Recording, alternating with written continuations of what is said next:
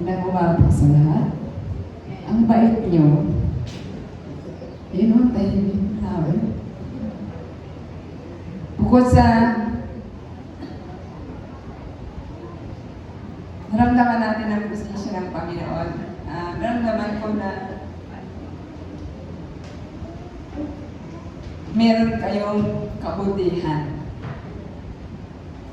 na taglay. Lalim, no? Ngayon ko lang naramdaman ang bait pala ng Christ to the Philippines Patasan. Yun ba, pag-akyat ko na, glory to God.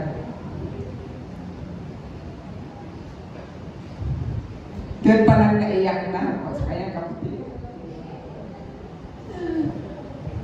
Tayo po ay manalangin. Nagpapasalamat po kami mo Diyos sa iyong kabutihan, sa iyong dakilang pag-iingat, paggabay sa amin mo Diyos. Salamat po na ikaw ay buhay, patuloy namin naranasan ang iyong kabutihan. At patuloy mo Diyos na nandyan ka para kami ay gabayan, para kami ay ingatan, at patuloy Panginoon ang paranas sa amin kung gano'n ka kalaki na sa aming mga buhay. Sa oras nito, Panginoon, pwede namin ka nagkatuwala sa iyo. Ang salita mo, O Diyos, na pwede mag-usap sa basa sa amin. Na nandun sa aming babaang buo, ang aming pagsunod, Panginoon, sa nais mo sa aming mga buhay. Purihin ka, O Diyos, sa iyo ang pagkakila. Salamat sa tanging pangalan ng aming Panginoon Jesus. Amen. Yan, simula pa lang nagdadrama na.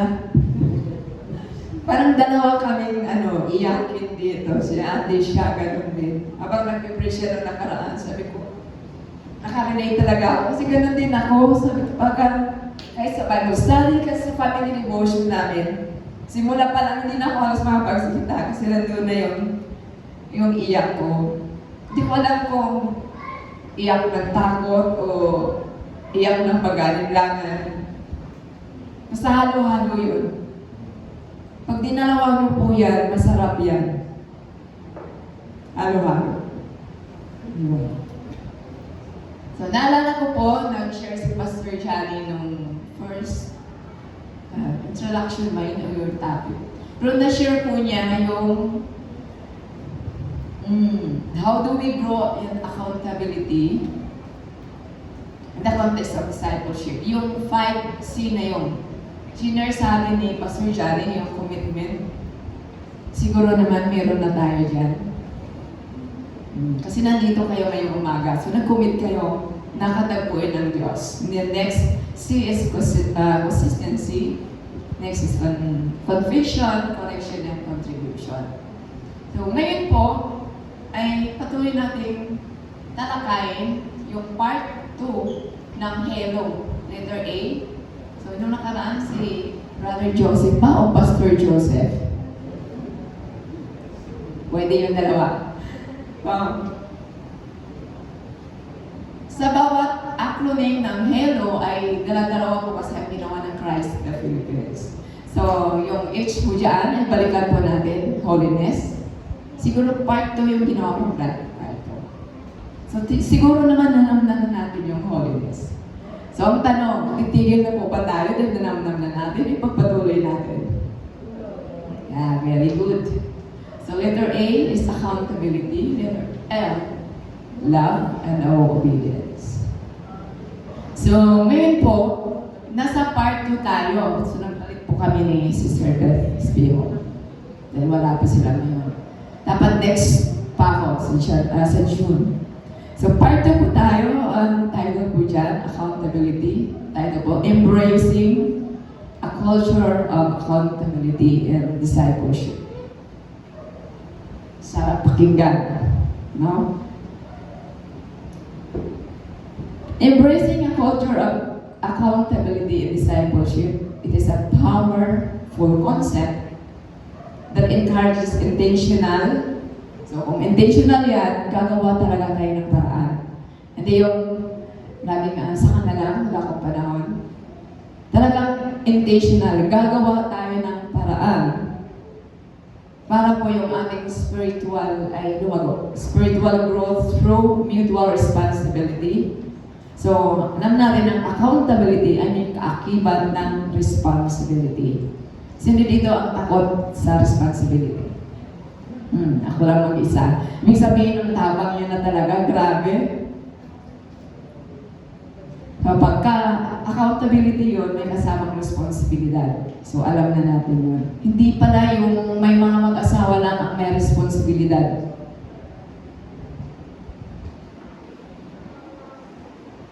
Amen. Si Kuya Buk lang nakita kong amin, nahina pa eh. Pero sure ako amin yung binuka ng kanyang bibig. Nung tinanggap natin ng Panginoong Yesus, kasama po doon yung accountability and responsibility. Ako takot ako na, siguro nabanggit ko na yan nung nakaraan na takot talaga ako sa responsibilidad. Pero ngayon, pag-uusapan natin yung dalawang klase na yun, fighting sin and pursuing holiness. So yun po yung accountability. Labanan natin yung kasalanan. Tapang natin, no? Sino po matapang dito na labanan ng kasalanan?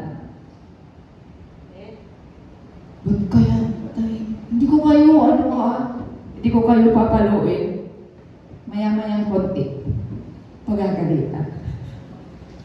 So, joke lang po yun. Pero kung galit ang dating sa inyo, hindi po ako yun. Salita ng Diyos po yun. Tuloy po ba natin? Amen. Ano po bang nakalagay sa slide? Yung next po. So, wala pa. Sige, hold na muna. So, accountability, alam po natin na ang meaning nito ay means taking responsibility for one's actions and being held answerable for those actions. So, kung ang accountability, talagang may pananagutan tayo. May kaakibat na pananagutan. Umpisa parang hindi pananagutan talaga. Di ba pwedeng maging Kristiyano lang at walang pananagutan? Hindi po. Kasama po yan sa paglago. Answerable for those actions. Ayan. Pananagutan dahil sa lahat po ng ating ginagawa at gagawin pa. Now, we are all accountable in one way or another. Kasi pagka ikaw ay anak ng Diyos, accountable ka sa kapwa Kristiyano, hindi lang doon sa kasama mo sa bahay, kasama mo sa buhay, yung kapatid mo at pamilya mo. Hindi kagaya kaya, ano ba yung anak ni Adan at ni Eva? Kinalayo po ba yun? Nung hinanap na, ay hindi nyo kilala, pero nabasa nyo yun. Nung hinanap ng Panginoon, kahit kain si Abel, ano sagot niya? Hindi ko pa. Merong mga taong ganun. Pag tinanong mo, di ko alam. Yung iba naman, malay ko. Lalo na ngayon, yung mga sagutan ng mga, anong tawag noon? Gen Z. Nakakairita sa tainga kung hindi ka familiar. Talagang, sabi ko, ano yun? Pero hindi mo na mamalayan, nandun ka na pala ngayon, kahit gurang ka na, Gen Z ka na rin. Oo, napansin ko, yung salita na, kaya nga sabi ko, salitang baray yun ah. Hindi niya ngayon, tapos may salita, aray ko, ba't siya maaray? Di ba uso yan ngayon? Sabi ko, naintindihan ba nila na waray yun? Adapt sila ng agap. Pinagkahalo nila yung Tagalog sa kawaray. Naaliw lang ako sa kanila. So, tuloy po natin. So, pananagutan para sa action ng isang tao, pagiging responsable para sa action. Ngayon. So, next po. Bakit nga ba? Why embrace a culture of accountability? Next slide, please. Bakit nga ba natin tanggapin, akapin? Bigat nito. Di ba pwede sa trabaho nga, di ba? Sino dito ang multitask? Alam ko yun ang testimony kanina, lahat na, pati pagdadrive, ginawa na niya. Hindi lang yung pagiging mayordoma, hanggang office, tinatrabaho niya. Tama ba? Ate Days? Oo, multitask. Sa mga babae, alam mo, kaya-kaya nila maging multitask. Lalaki, konti lang i-load mo dyan. Magre-reklamo na yan. Tama ba mga lalaki? O hindi kayo papayag? Nagkukumaya si Brother Robbie.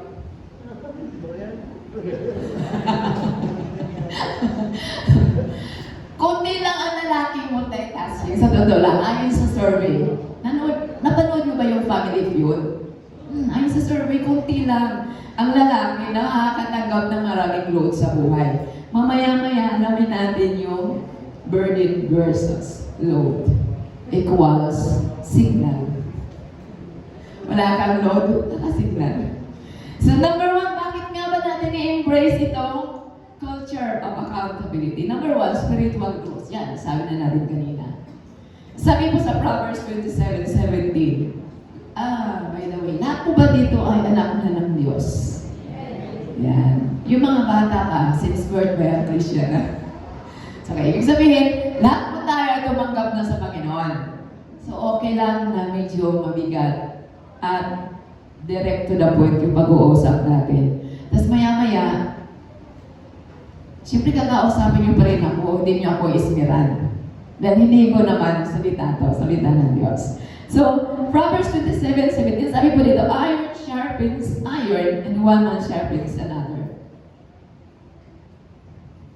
So, sa spiritual growth natin, helps believers mature and overcome sin through encouragement and correction. Yung correction, masakit po yan.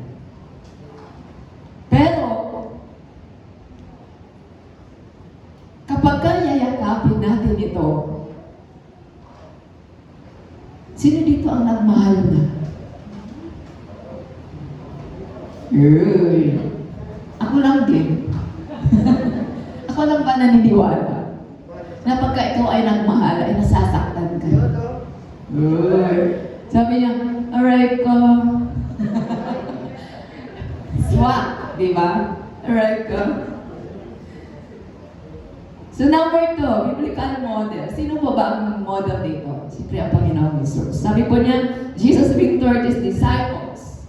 Mini-mentor niya. Tayo dito, nang mentor sa atin si Pastor. Doon sa day group natin, siyempre yung day group leader natin. Accountable relationship. Kasi pag sira ang relasyon, sira yung kwento dyan. Saan ka maghanap na buo yung Christian life mo pero ang relasyon nyo ay sira?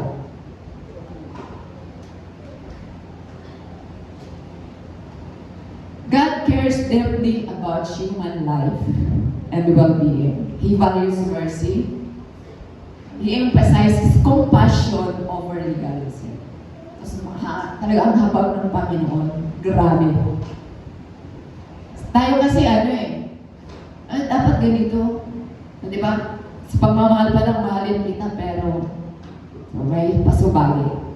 Pero ang Panginoong Jesus, siya po yung talagang hindi lang suwabe magmahal, grabe pa. Tayo gusto natin suwabe lang no? Hindi ko pa na-experience yun.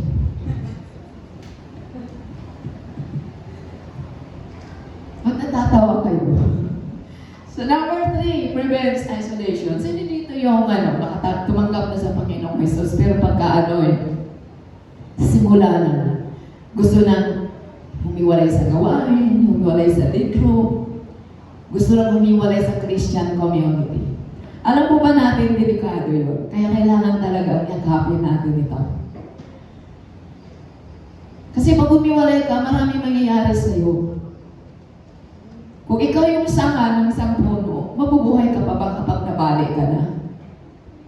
Mabuti kung napilay ka lang, binabali. Hindi ka na mabubuhay. So, muna talagang desire na humiwalay sa Panginoon. Sabi dito, prevents isolation, encourages openness in a world that promotes individualism. Meron mga gano'n, no? Gusto rin magtayo ng sariling mundo. Hindi, ikaw na rin yung presidente. Ikaw din yung tao. Ano sabi ng Ecclesiastes 4:9? Two are better than one. Ano sabi sa Genesis? It is not good for a man to be alone. O, kayo tumingin sa akin. Accepted ako doon.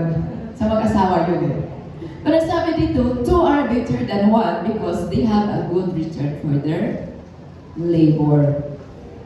Sabi nga dito, kung mabuwal yung isa, may magtatayo. May mag-akay sa kanya.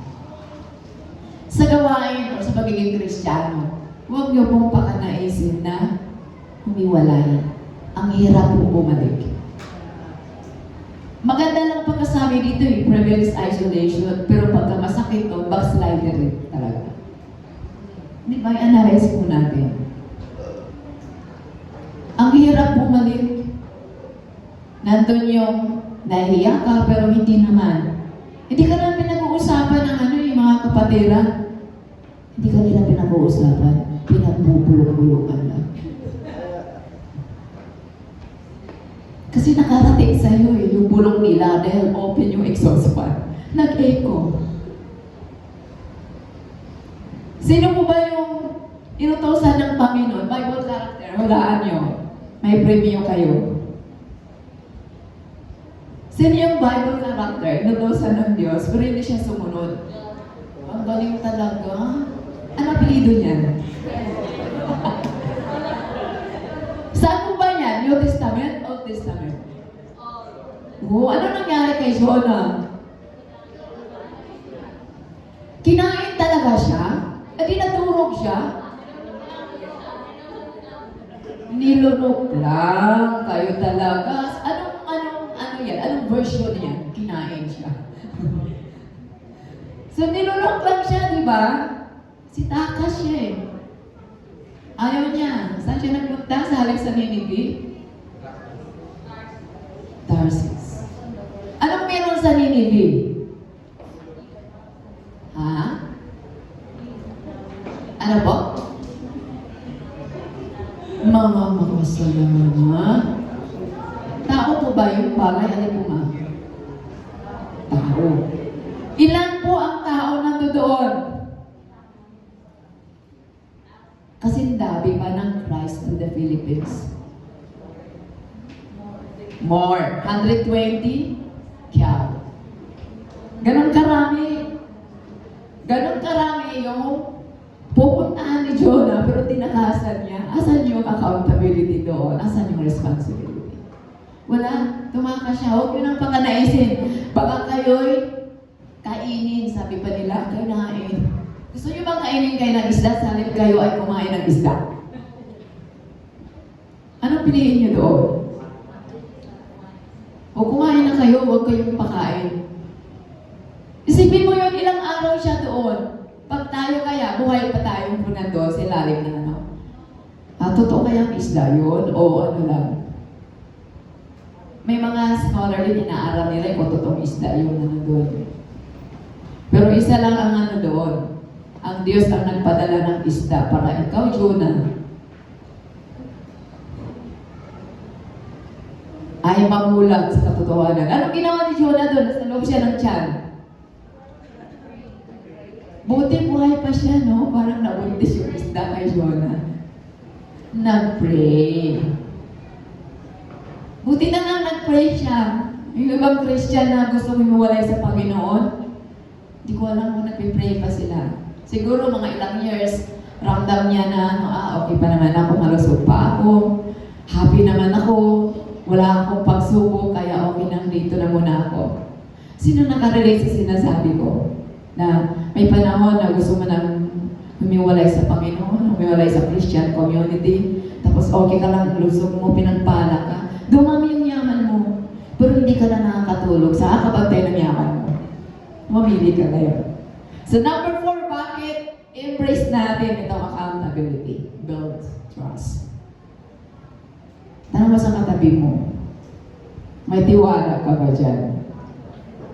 O, yung mga mag-asawa sa dapat habang tumatanda ka, lalong lumalalim ang inyong pagtitiwala.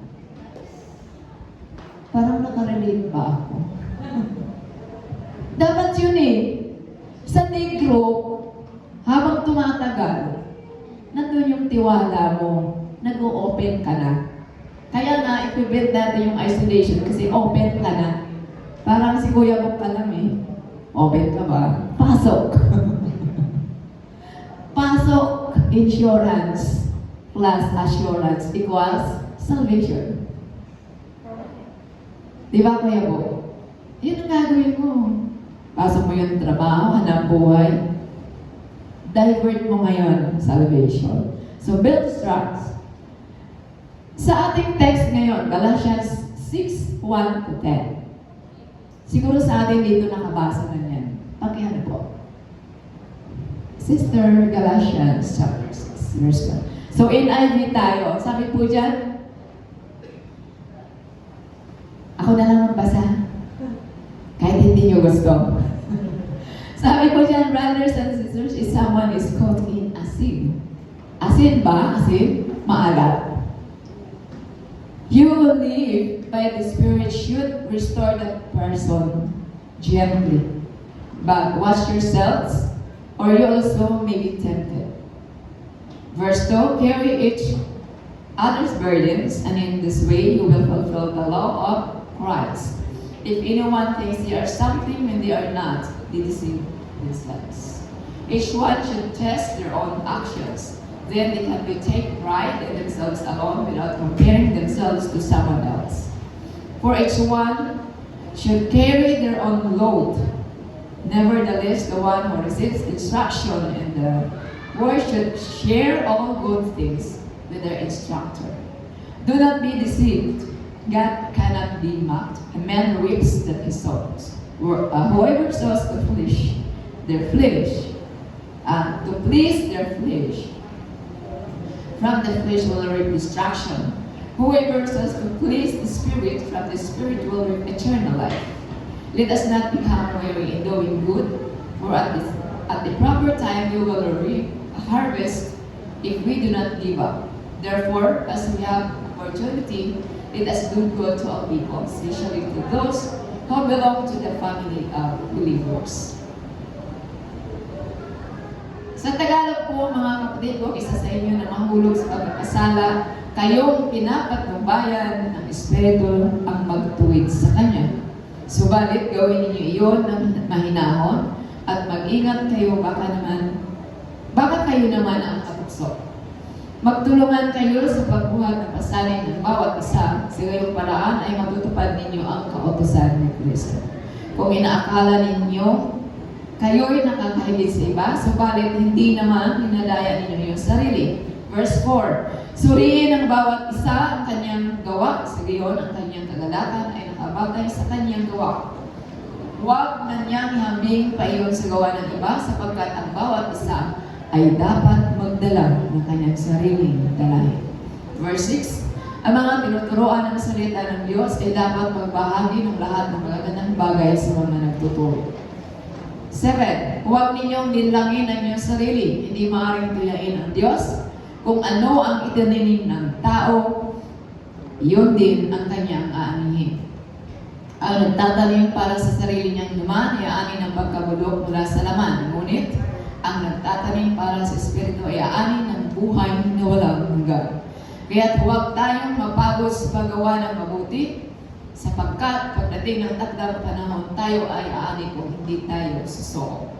Kaya nga, basta may pagkakataon ay gumawa tayo ng mabuti sa lahat ng tao, lalo na sa mga kapatid natin sa pananampalataya. Habang binabasa ko ang text na to, ano po ba ang ating na-observe, napansin, o nasuri?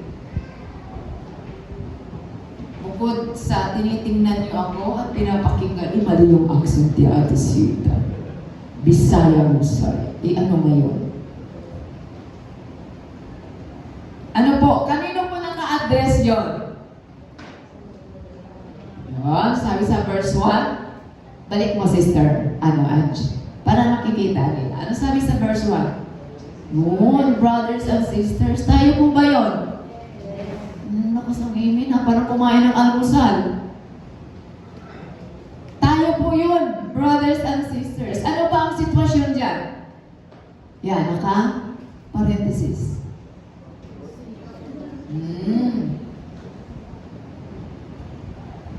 Prone po ba tayong lahat doon? Oo. Di ba? Kaya nga, ang sabi sa verse 2, verse 1 muna. Dinidescribe dyan na kung tayo ay nagkasala, tayo mga kapatiran na pinapatnubayan ng Espiritu ng Diyos. Ano sabi? Restore the person gently. Hindi yung napaka-harsh natin. Parang, minsan pag nagkamali, buti nga sa'yo. Minsan, tayo ganun. Pinagpipray natin yung isang tao na sila ay manumbalik sa Panginoon, pero iba yung nasa isip natin, iba yung sinasabi natin. Ako lang ba nakarelate dito? Lahat po tayo minsan ganun ang kaisipan. Bakit sinasabi po dito sa verse 2, no? Sa verse 1, but watch yourselves. Kasi po, baka mangyari din sa atin yan. Kaya huwag natin silang i-judge.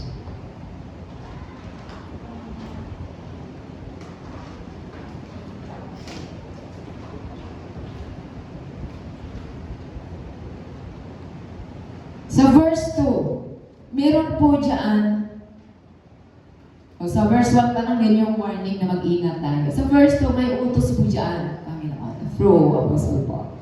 Carry each other's burdens. Marami sa pala, ayan na, utos na.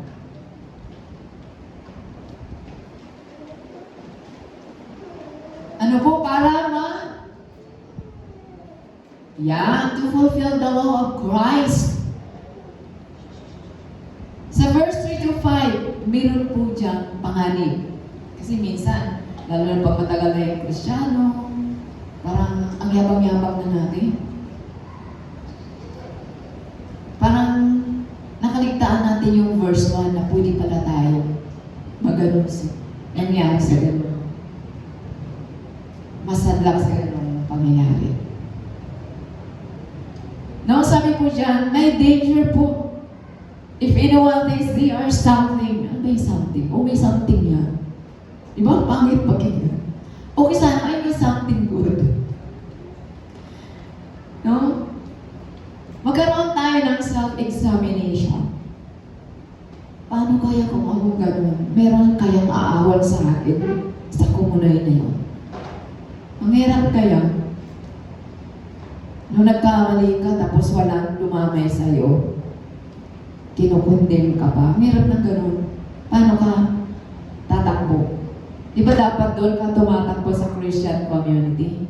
Hindi sa ibang komunidad. Yung mga time na yun na hirap ka na, gumagawa ka na ngayon ng sarili mong mundo. Paano yun? Di, 4 na sulok ng mundo, yun ikaw lang mag-isa. Kaya ngayong iba, nagkaroon ng, di ba, hirap na nilang bumalik, yung iba naman, nagsuside na sila. Dahil wala sila malapitan, wala man lang nakikinig sa kanila kahit sa loob ng pamilya. Paano kung hindi naman Christian yung mga kasama nila sa pamilya nila? Ang hirap ng gano'n. Kaya dapat tayong mga Kristiyano ay nandoon yung ating desire na tulungan sila. So sa verse, kaya sabi po dyan is one should carry their own load. So magkaiba kasi yung sa verse 2 dun sa verse 5. Pa-flash nga brother yung sa burden versus load.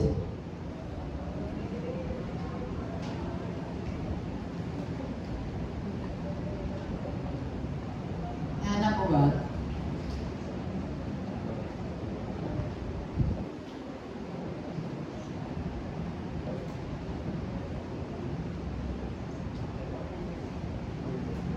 O yan. So, kaibahan po ng burden, ang burden is something unreasonable, extremely heavy, sobrang bigat, no? And otherwise, too much for one person to carry. So, hindi niya kaya kung wala yung kapatira na tutulong sa kanya, yung tayo na spirit-filled, sino dito ang naniniwala na tayo ay paspas sa banal na espiritu? Kunti lang nag-amen. Mamaya, siguro mag-outpouring na naman sa Lord kung i-desire lang natin. Kasi ang hirap gumalaw ng kapatid. Lagi din nag-uusap ang sinusunod ng Christ to the Philippines is mag-focus talaga tayo dito sa Hello, Holiness, Accountability, Love, and Obedience. Kasi, kaya lagi nire-reset ito, nakikita sa survey ng Family Feud na naman yung meron. Di ba? Nakita talaga sa survey na kung talagang ina-apply natin to, may bunga. Kaso natatakot tayo. Dito pa lang sa loob, natatakot na tayo. So ito na. Next, ano po ang kahulugan pa ng... Meron po yung kasama ang load, ay burden. Hindi ito yung pabigat ha. Kabigatan. Tagalog ba kabigatan? Kabigatan ba? Saan naman yung ating walking dictionary, Sister Sharon, nasa baba? Yan, never to watch on another's feet. Na-share na ito ni Sister Jonah, yung concern ka doon sa kapwa mo, yung humble ka dito. No? Help others to live holy lives. Yung tulungan mo na mamuhay yung isa. No, yung kapatid sa kapatid. Tulungan mo siya. Hindi yung, kinukutya mo pa. And then, wala na yung sa load naman, hindi yung load ng cellphone. So itong load na to, the standard cargo borne by a soldier, yung kaya lang niya. So personal load ito. Kaya yung sinasabi sa verse 6 na, yung bawat sa atin ay may kanya-kanyang dalahin. Responsible ka doon. Pero yung burden kasi, extreme siya, spiritual significance. So yung dalawang yun, kaya hindi sila magkahiwalay. Kasi bukod sa personal mong dalangin, idagdag mo pa yung nais ng Diyos. Diba? Doon sa verse 1. 1 ba yun? Verse 2. Yung to fulfill the law of Christ. Yan. Next po. Sana po tayo doon sa observation ng Galatians. Yun, sa verse 6 po, God values personal responsibility and accountability.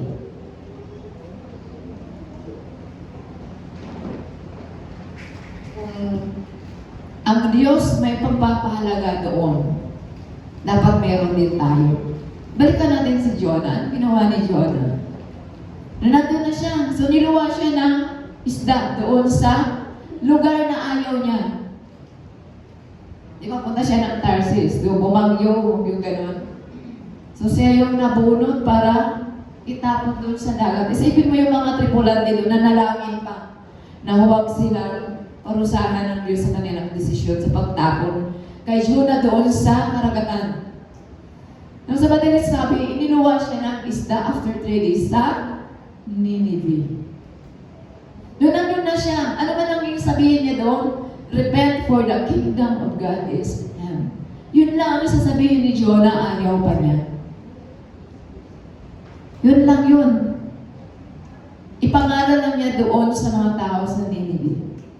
Doon na ipangalan na niya, nagsisi na yung mga tao, kumbaga na-restore na niya. Aba nandun yung pinaranas ng Diyos sa mga taga-Nineveh, yung kanyang pag-ibig. Nagalit si Jonah. Ayaw niya ng gano'n. Kaya tinanong siya ng Diyos. So ba nag-rebelde si Jonah, di ba? Ayaw niya, gusto niya parusahan yung mga tao na yun. Anong tanong sa kanya ng Diyos? Kahit nga sa kanyang pagre-rebelde, Siya yung propeta ba si Jonah? Oo, propeta. Pero siya yung propeta naming nagre-reklamo. Sino nakarelate dito na mareklamo sa buhay? Mula umaga nagre-reklamo, ang init ng panahon. Maya-maya, Lord, ba't mo pinaulan? Mainit sa labas, dito naka-aircon. Pag lumakas yung aircon, lakas na ng aircon, pahinaan naman. O, di ba? Hiningin na natin yan, nagreklamo pa tayo. Nakarelate ba tayo kay Jonah? Ayaw ni Jonah na maranasan ng taga-Ninive yung pag-ibig ng Diyos. Nagalit siya. Ano ang tanong sa kanya ng Diyos? Nung sumilong siya doon sa puno kasi nainitan siya. Ni-enjoy niya yun. Eh, kinabukasan namatay. Galit na naman siya. Nagalit na naman siya. Lord, binigyan mo ako nito, tapos binawi mo rin. Ganun tayo magreklamo sa Diyos, di po ba? Ano sabi ng Panginoon? Nagre-reklamo ka nga sa isang puno compared doon sa 120,000 na tao. Ganun tayo kung minsan. Ay, minsan lang ba? Araw-araw tayo nagre-reklamo sa Diyos. Kaya pinaranas niya sa atin yung sobrang haba na ng tag-araw. Malapit na ang siya, tag-ulan na dapat, di ba? Pero tag-araw pa rin. Ganon po tayo. So ngayon pa lang, tuloy ba natin? Tuloy natin, wala pa namang oras, di ba? Sa verse 6, ito.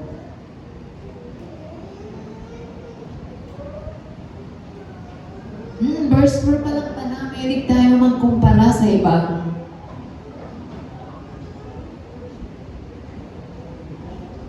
Ako lang ba ang gano'n? Kayo hindi. Tanong mo nga lang sa katabi mo, tingnan mo kung maganda siya o gwapo. Uy, bakit ang gwapo mo? Ako hindi. Bakit ang ganda mo? Ako hindi. Uy, bakit ang dami mo alam? Ako wala. Eh kasi hindi ka kumain eh. Di ba? Naalala ko nung high school, sabi sa akin, sabi ng teacher namin doon sa mga klase namin, bakit hindi nyo naintindihan yung ating lesson? Bakit si mabuti naintindihan niya? Sabi ng kaklase namin, kasi po ma'am, kumain po siya ng kasaba. Nagtaka ako dun sa kaklase namin. Hindi kumain din kayo, sabi ng teacher namin. Hindi ko kayo nahiya, Monday to Friday, pagkain namin kasaba. Kasi yun lang talaga ang naitanim namin sa bukid. Dinala namin yun, isang sako sa school, ng high school pa kami. Iniiba-iba lang namin paano namin lutuin. Pwede isayang namin. Minsan naman, sayang namin ang sabaw ay gata, lagyan ng konting asin. Minsan naman, ginagawa namin suman or ginagawa namin poto. May alam na kayo paano gawin ang kasama para hindi nakakasawa. Di ba mahilig tayong magkumpara? Iba si grabe, ang dami niyang talent, nandun na siya lahat. Sa worship team, meron pa siyang CE. Meron pa siyang negro. Di ba, gayahin ko kaya yan? Meron ako nakilalang ganon, kapatiran natin, pero hindi ko sasabihin kung sino siya. Hindi ko alam na inggit na pala siya sa akin. Hindi niya alam na ako pala ay ang daming pinagdadaanan. Nakita lang niya, bakit siya sisita? Nandun na naman, nagtuturo siya sa Sunday school. Turo siya Monday to Friday sa mga bata. Tapos may Bible study pa siya. Tapos, nasa worship pa siya. Kaya ko naman yung ginagawa niya. Gumanon siya. Di ko alam na gano'n pala yung kaisipan niya. One time may kinutsama siya kapatid. Kita kami sa circle, sa Max. O ba't tayo nandito? Ang mahal ng bilihin dito, sabi ko pa.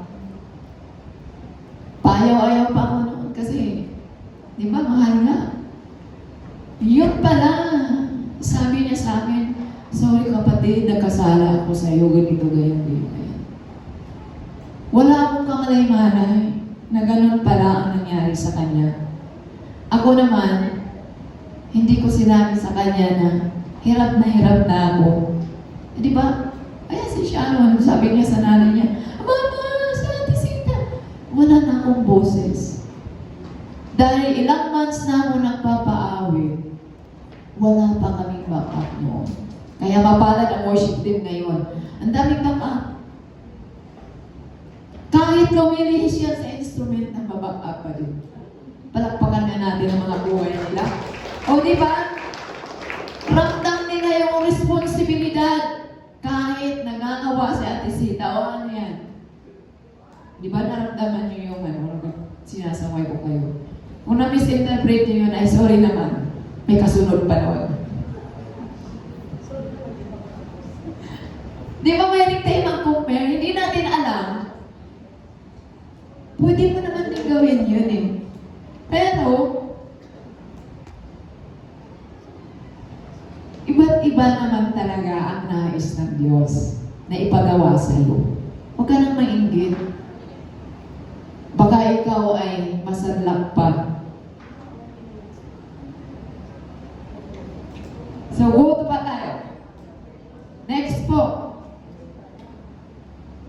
Sa verse 7 to 8, kung ano po yung tinanim natin, yun po na ating anihin. Ngayon, kung hindi ka nagtanim, huwag ka maghanap. Hindi ka nagtanim eh. Literal ba ito na itatanim mo sa lupa? Paano kung wala kang lupa? Diba? O mga Gen Z, sharp ang ano ninyo. Mga matataba ang mga otak ng mga Gen Z. Yung mga oldest ngayon, hindi pa nakapagsalita. Yung body language mo pa lang, sila nagsasalita na. Ganun sila katalino. Yan ang dala ng mga milk ngayon. Oo. Kaya mga psychologists, nag-iisip na huwag na pakainin ng karne ang mga bata, piliin ang gatas na kanilang iinumin, o mga buntis dyan. Kasi magiging ang mga kabataan. Ang tawag nun? Pasaway. Magiging pasaway pagka, lalo na ang hindi sila namulat sa salita ng Diyos.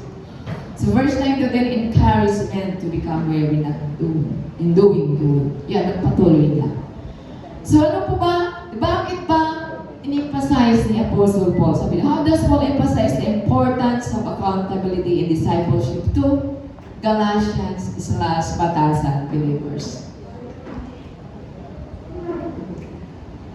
Papaano po? So, number 1 po, restoration is essential to discipleship. Accountability is redemptive.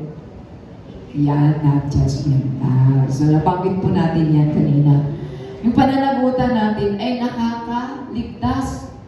Hindi yung mapanghusga. Pag pumunta ka sa community mapanghusgan ako, ay wag mo na, papago. Naranasan ko yan, hindi ako mapakali. Hindi ko alam kung anong gagawin. Parang natunaw na akong kandila. Buti na lang. Sa biyaya ng Diyos ay nasa harapan niyo ako ngayon. Only those walking in the Spirit are qualified to correct others. Sino po dito yung araw-araw lumalakad sa Espiritu? Hindi mo Espiritu, kapatid. Lumalakad kasama ang Diyos. So, ganda ng kanta kanina. Correct others gently. No, gentleness. Asan yung yung sa Galatians 6 verse 22 to 23. Slide 14. Tama ba? 14. Oh, okay. Ano sabi dyan? But the fruit of the Spirit is love, joy, peace, patience, kindness, goodness, faithfulness, gentleness, self-control. Bakit fruit ang nakalagay? Hindi fruits. Parang halo-halo. Bakit nga ba fruit? Kasi, iisa lang yan eh. Hindi yan attitude natin na pagsama-samahin mo. Na before yan, Galatians pa din, 19 ba yun? 19, 20 to 22? Yung gawa ng laman. Kaya plural doon kasi kanya-kanya sila. Ito iisa lang isa. Iisa lang to bunga. Pwede kang magkaroon nito. Kaya hindi siya pwedeng lagyan mo ng S. Hindi siya pwedeng plural, yung fruit of the Spirit. Yung lagi nating nababanggit mula pa kanina, gentleness. No, correct. Others gently or gentleness. Next po, burden sharing reflects the law of Christ. Sabi po dyan sa slide number 8, be a burden bearer. Maging, ano Tagalog mo? Yung halimbawa sa bayanihan, sino nakarelate niyan? Sino nakasubok na sumali sa bayanihan? Yung nagbubuhat kayo ng bahay, nagbubuhat kayo ng isang bagay na sabay-sabay may nagbibilang, or nagtutulak ng sasakyan na tumirik. Di ba nagbibilang kayo yan? Ang naranasan namin yan, kasama ko sa Isra. Nung paahon yung sasakyan, ganun ang ginawa nila. Pero nasa loob kami ng sasakyan, hindi kami bumaba. Parang sila yung pinasa nila yung ang bumaba ay si Rufai lang, saka si Oo, lakas nila. Nabuhat nila kami. So ito yun. Be a burden bearer. Ang hirap kasi paahon yung sasakyan.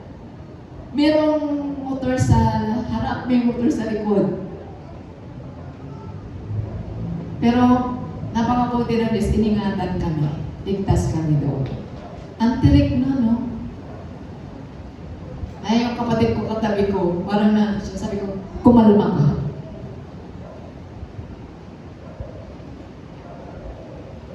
Be a burden bearer. Hindi lang ring bearer pagkasal.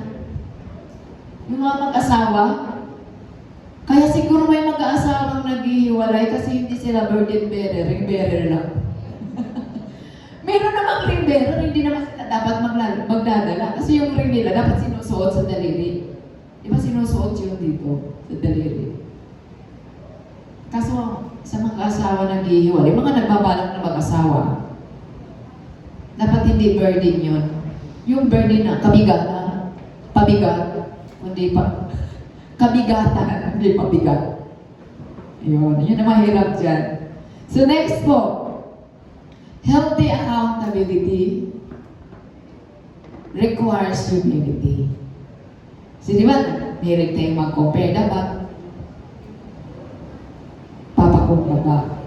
Hindi yung lagi mong tinataas ang sarili mo, gumaya ka sa akin. Hindi yung gano'n.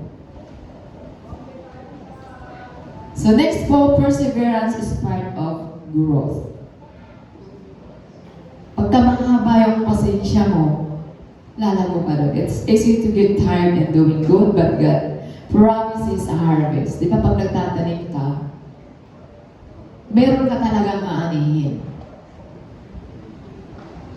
Kung nagtatanim ka ng kabutihan, siyempre naman, mag-aani ka ng kabutihan. Kung magtanim ka ng pangit, ay, hindi mausapan yun.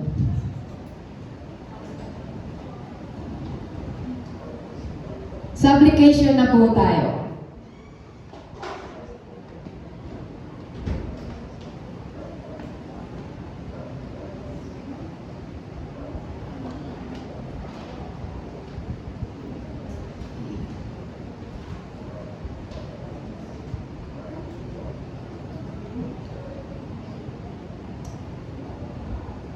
Hindi po ba natin naunawaan mo ba ang kahalagahan ng pananagutan o accountability sa iyong buhay, Kristiyano?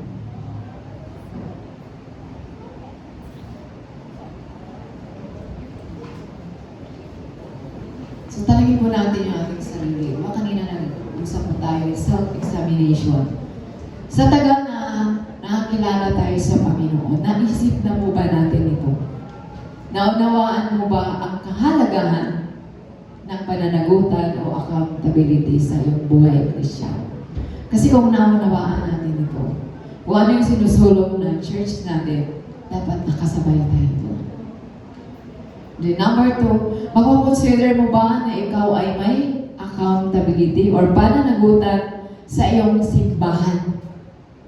Saan mo ba itong simbahan na ito?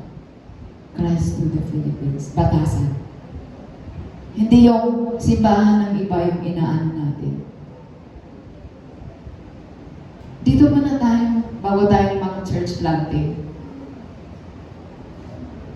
Or the group, or leader.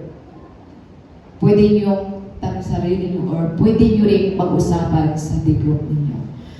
And then number 3, anong gagawin mo ngayon bilang tugon sa iyong natutunan? May natutunan po ba tayo?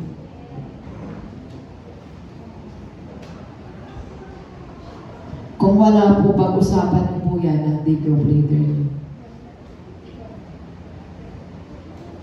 Doon sa mga young things, hindi namin pinaunawa sa inyo, o hindi namin gusto na ang buong sermon ay i-absorb ninyo.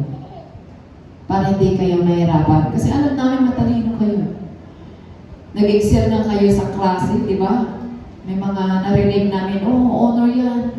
Oh, scholar yan. Ibig sabihin, madali kayong maka-adapt. So kung hindi nyo naintindihan yung ating pinag-uusapan, pwede nyo pong ihingi yan unang-una sa Panginoon Jesus. Pwede kayo manalangin. The next step, tanong nyo sa the group leader niyo. Huwag nyo nang gayahin si Jonas. Baka tayo ay malunok pa ng isda. Sa grupo natin, pwede din ninyong talakayin doon ano ang pananagutan ng isang malusog na relasyon na pagdisipulo. Pagdisipulo. Yun. Paano natin na-balance ang pagtutuwid sa kapwa na may kababaang loob at kagandahang loob? Next slide na yan. Sa group discussion. Then number 3, sa anong paraan pumaari mas maging epektibo ang ating grupo o simbahan ng pagdadamayan ang pasanin ng bawat isa. Number 4, anong mga gawain ang nakatutulong sa atin upang magtanim sa halip, magtanim sa espiritu or sa halip na siyempre, pipiliin mo na yung sa espiritu. And then number 5, paano natin maaaring hikayatin ang isa't isa na huwag magpagod sa paggawa ng mabuti. Sabi, how can we encourage one another to not grow weary in doing good?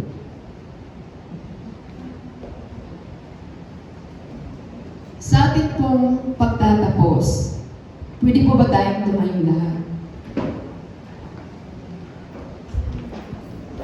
Pasalamatan natin ng Diyos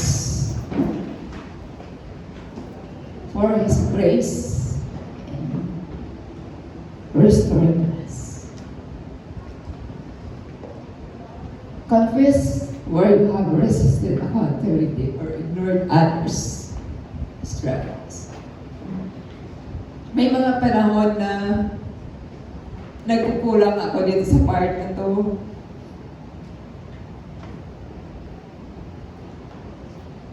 Nakilala ako na sabi niya sa akin, malapit na siya mag-expire.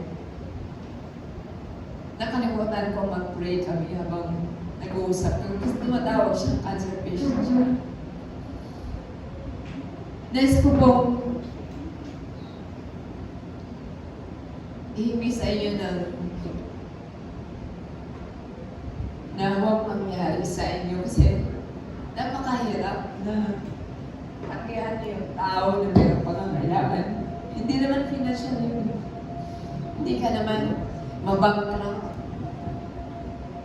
Ipag-pray siya, guys, yan sa mga tao. Then ask for a humble and spiritually heart to engage in healthy discipleship. pray for your community to grow in mutual love, courage, and perseverance.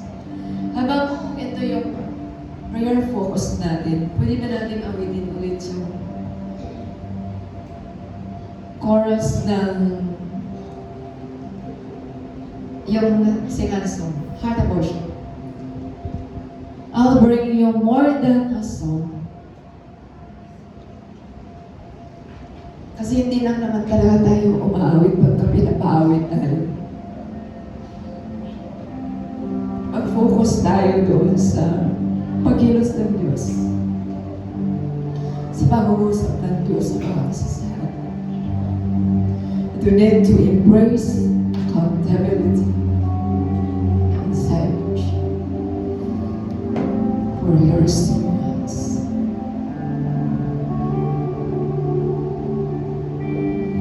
I'll pull you back to the heart of worship when it's all about you. It's all about you, Jesus. I'm sorry, Lord, for the things I made.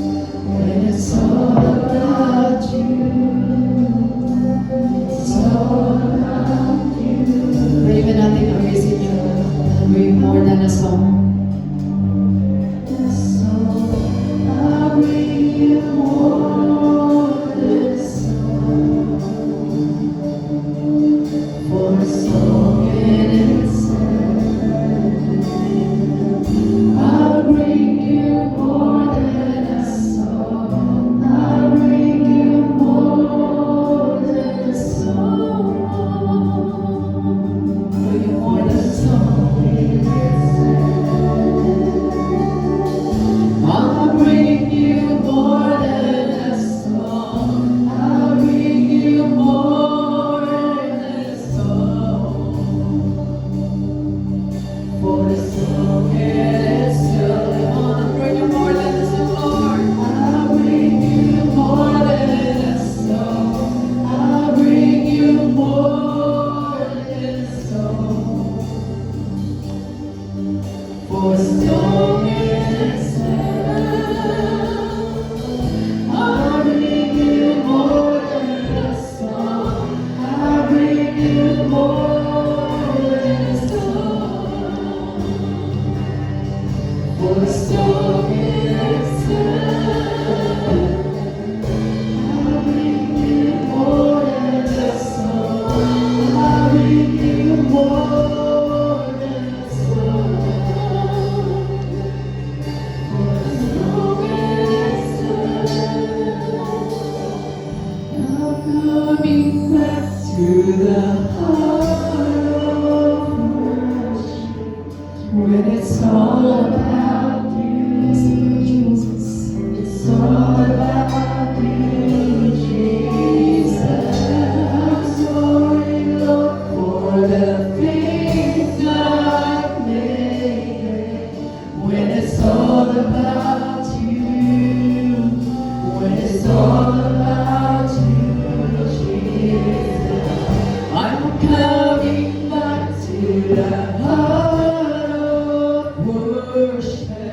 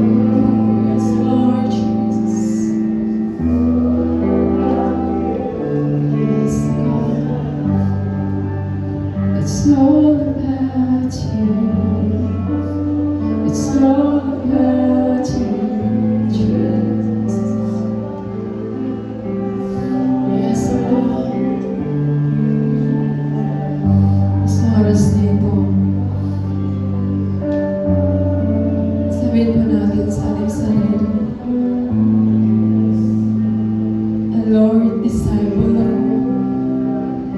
Kaya accountable ako, Panginoon.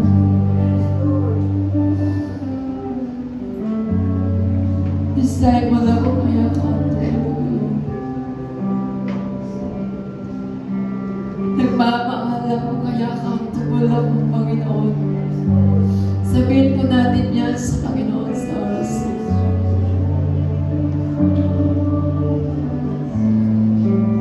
Yes, Jesus.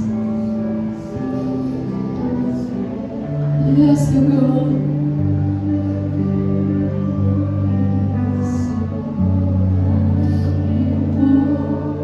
Yes, Jesus.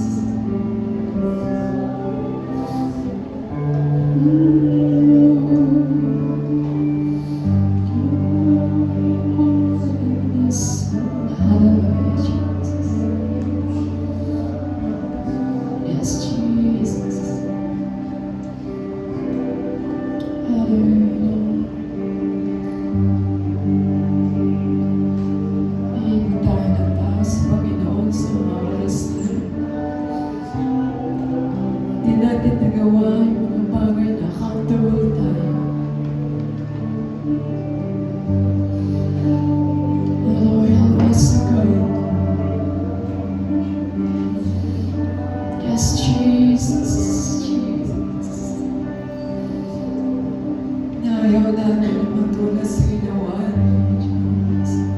And we are accountable and responsible sa mga bagay na nais ng Diyos.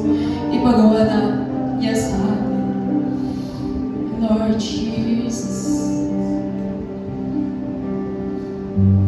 Bless your name, God. Yes, Lord Jesus. I want to say that to Him.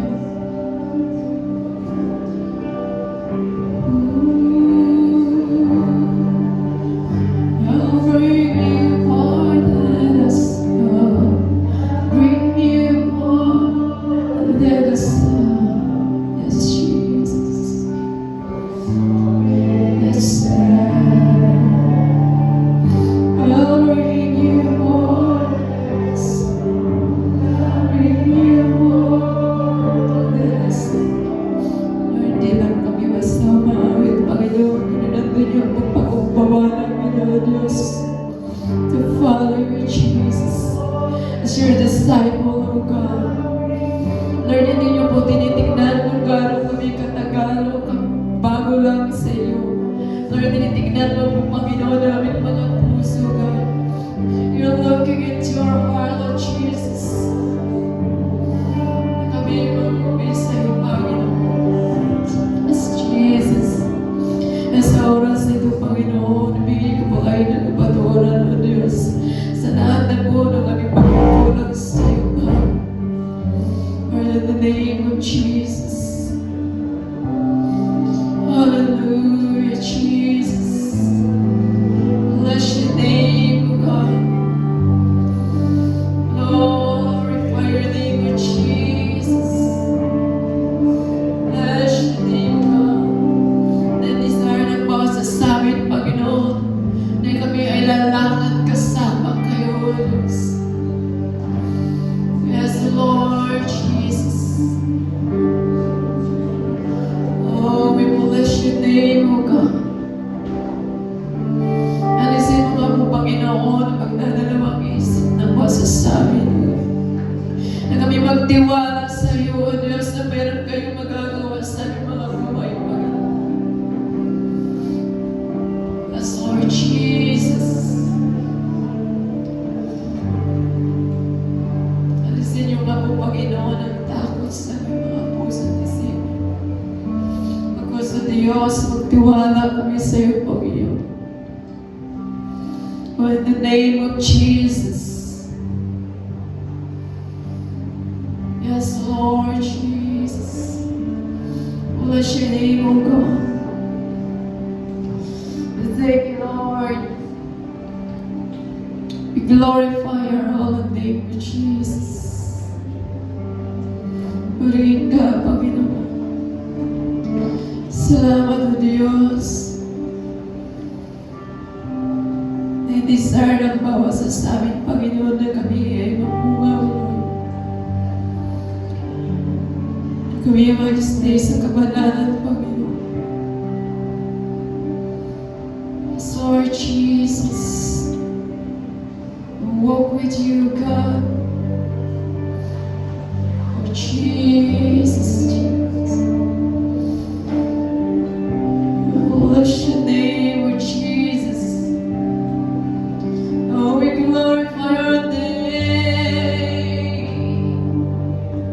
Oh, we bless Jesus.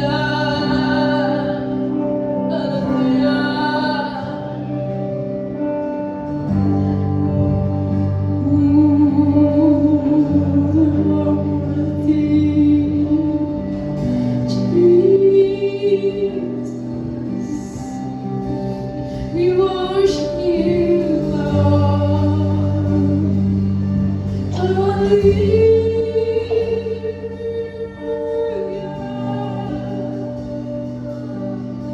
We live on and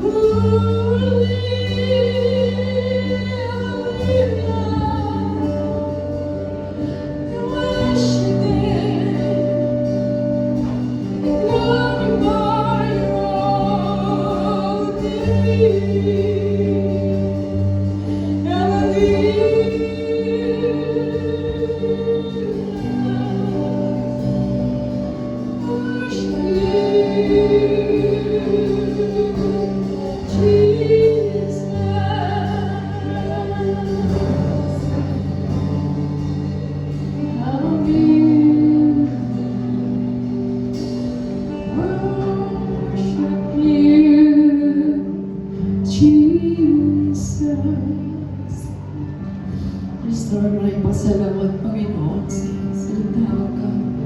Ang masasamin, Panginoon. Patuloy na magtiwala sa iyo, Diyos. Meron kami ang assignment. Kapag kami, Panginoon. Lord, thank you for your love.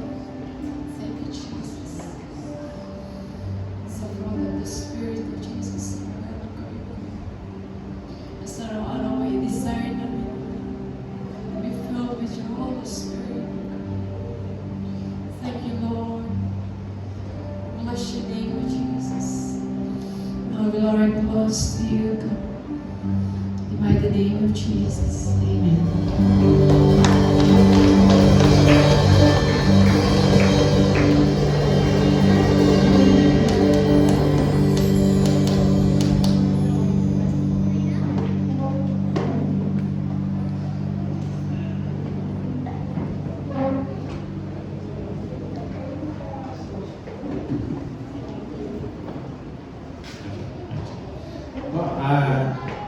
Dumako na po tayo sa pagbibigay. And po, napakahalaga po yung accountability apart sa ating walk with Christ. So ngayon, mag-reflect tayo sa isang powerful truth na sinabi ni Jesus dun sa Matthew 6:21. Ang sabi niya dito,